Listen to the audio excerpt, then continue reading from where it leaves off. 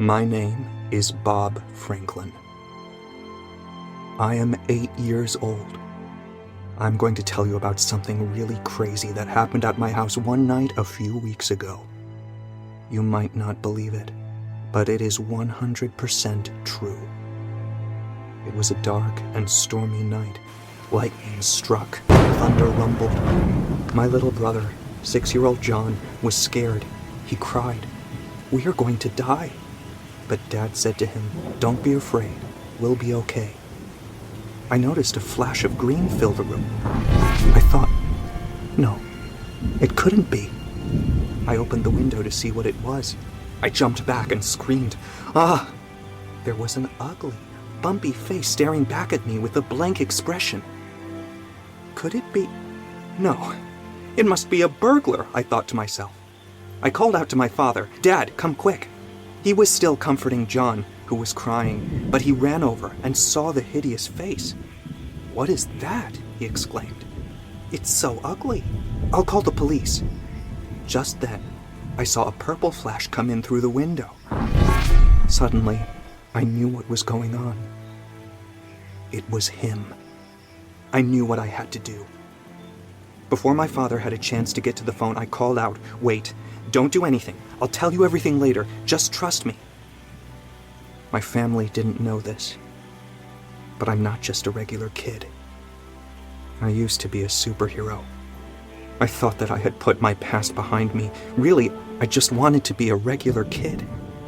But now I realized I had a job to do. I went to my room and pressed on a brick that was out of place. The wall opened up, revealing a slide that led deep down into darkness. I slid down the slide to the bottom, where there was a secret room. In that room, there was an antique steel box.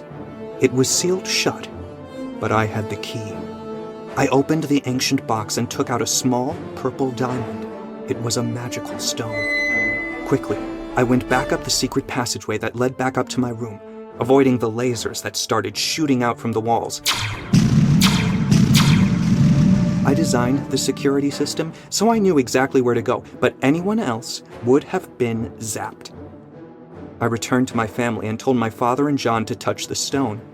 They looked at me quizzically, but they did as I said.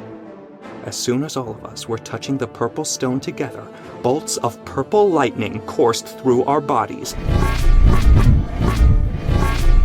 We became superheroes. My father looked even stronger than before, and he was wearing a purple and black suit with a black mask. There was a spider on his chest. I told him, "Dad, you've got spider powers." My brother, John, wasn't crying anymore. He had a purple mask on his face and a purple suit with 2 arrows in an X shape on it. He had a bow and arrow in his hand. I told him, "You have expert aim." I was myself, of course, just in my super form. I had a purple cape and wore a purple and black suit with a black bee on my chest. I could now fly, and my super strength and super speed returned. I even had X-ray vision and super hearing. I told my family to follow my lead. That ugly face wasn't in the window anymore.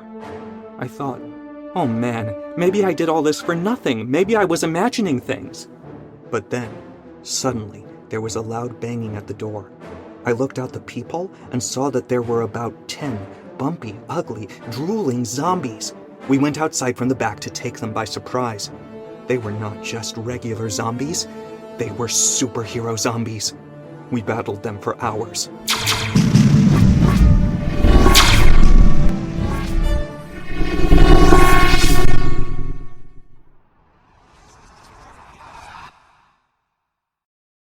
We thought we were finished, but then suddenly we heard a bunch of weird noises, like I turned around and I saw that our whole block had turned into zombies. At least they were not superhero zombies. I told my dad and brother, "I'll fight. You guys go inside and rest." I went to battle with the zombies. It was a long, hard fight. But in the end, I won and transformed everyone back to normal with the power of my stone.